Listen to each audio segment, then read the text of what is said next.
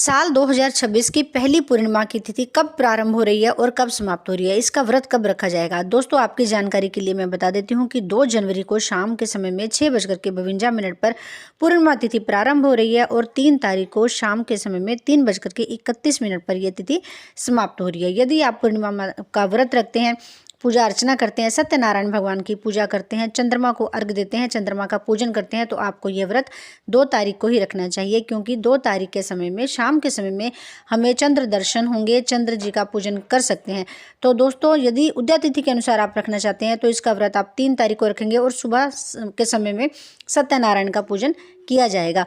यदि आप चंद्रमा का पूजन करते हैं, क्योंकि इस तिथि में चंद्रमा का पूजन अवश्य और विशेष माना जाता है, इसलिए आपको 2 तारीख को ही यह व्रत रखना चाहिए। 2 तारीख को आपको पूजा करनी चाहिए और शाम के समय में विधि अनुसार आपको श्री सत्यनारायण का पूजन भी करना चाहिए। सुबह में आपको सबसे पहले उठ करके स्नान करना चाहिए। स्वच्छ वस्त्र धारण करने के पश्चात सूर्य देव को अर्घ जरूर देना है। तुलसी माता का पूजन करना है। तुलसी के चरणों में एक दिया जलाना है।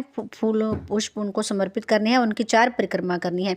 शालिग्राम का पूजन किया जाता है। शिवलिंग का पूजन किया जाता है। दोस्तों, चंद्रमा का पूजन तभी हो जाता है जब हम शिवलिंग को जल दूध अर्पण करते हैं।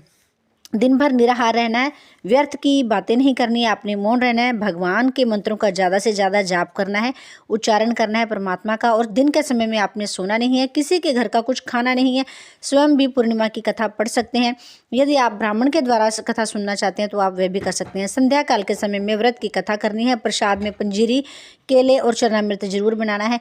चंद्र जी को जब आपने जल देना है तो जल में दूध अक्षर डाल करके उनको अर्घ देना है। चंद्र दर्शन करना है।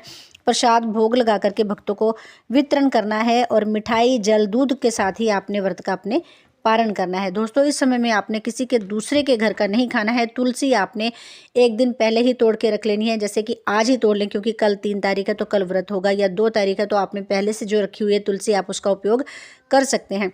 दोस्तों, हमें साग सब्जियां जो होती हैं, हरी सब्जियां, उनका दान करना है, क्योंकि इस जो पूर्णिमा है, इस पूर्णिमा को शाकंभरी पूर्णिमा के नाम से भी जाना जाता है।